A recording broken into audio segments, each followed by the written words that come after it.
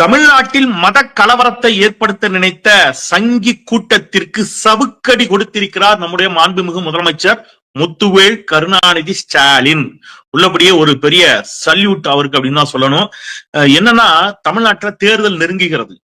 தேர்தல் நெருங்க நெருங்க நெருங்க இந்த கூட்டம் இருக்கு இல்லையா, எந்த கூட்டம்?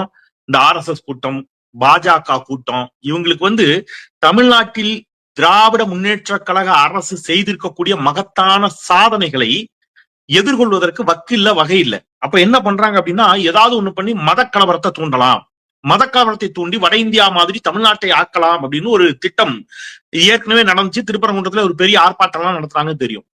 இப்ப நேற்று திருக்கார்த்திகை தீப திருவிழா, எல்லோரும் வீட்டில் விளக்கேற்றி திருக்கார்த்திகை பொறி பிடிச்சி அவ்வளவு சந்தோஷமா கொழுக்கட்டை வச்சு பொறி பிடிச்சி சாமியை கும்பிட்டு எல்லாரும் நிம்மதியா மக்களுக்கு எல்லாம் நல்லது நடக்கணும் அப்படின்னு வேண்டிக் கொண்டிருக்கின்ற பொழுது, இந்த சங்கி கூட்டம் மட்டும் என்ன சதி செஞ்சு சண்டை இழுக்கலாம், அடிதடி போடலாம், கலவரம் பண்ணலாம்னு நினைச்சு திருப்பரங்குன்றம் மலை உச்சியில ஒரு தர்கா இருக்குது, சிக்கந்தர் தர்கா.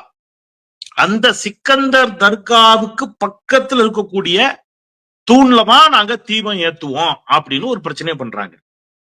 இப்ப நேற்று அந்த பிரச்சனை நீங்க செய்தியில பார்த்திருப்பீங்க.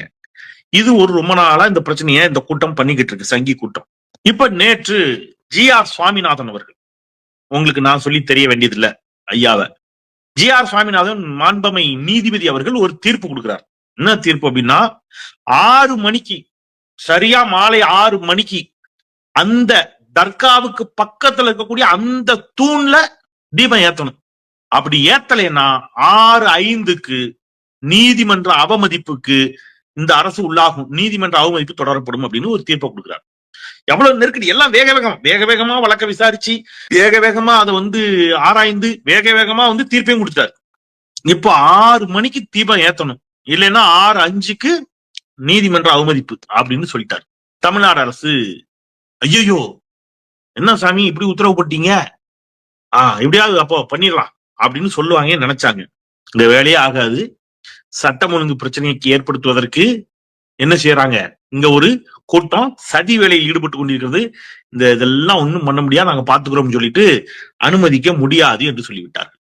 அனுமதிக்க முடியாது அப்படின்னு காவல்துறையும் தமிழ்நாடு அரசும் உறுதியாக சொன்னவுடன் இது நீதிபதி GR சுவாமிநாதன் அவர்களுக்கு கடும் கோபத்தை தருகிறது. உடனே ஐயா என்ன பண்றாரு, இப்படியா பண்ணிட்டீங்க, இந்த வரேன் அப்படின்னு நீதிமன்ற பாதுகாப்பு பணிக்காக CISF வீரர்கள் ஒன்றிய அரசால் நியமிக்கப்பட்டிருக்கிறார். அதுக்கு முன்னாடி அது தமிழ்நாடு காவல்துறை வசம் தான் இருந்துச்சு.